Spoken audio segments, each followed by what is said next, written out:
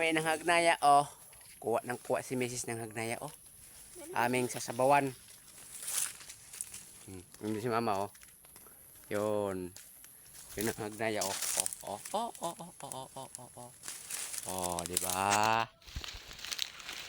Tabi-tabi lang yan ang daanan, oh. Mamaya yan, ulam na kami ng sinabawang hagnaya.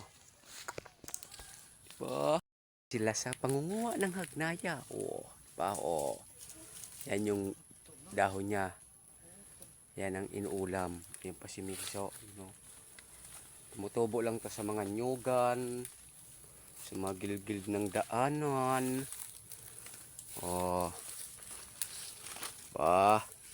Ayun o. Nanguha si Mama ng hagnaya. Ikaw ay pang-ulam mamaya. Ang sarap niyan mamaya sa sabawan. Hagnaya. Hagnaya.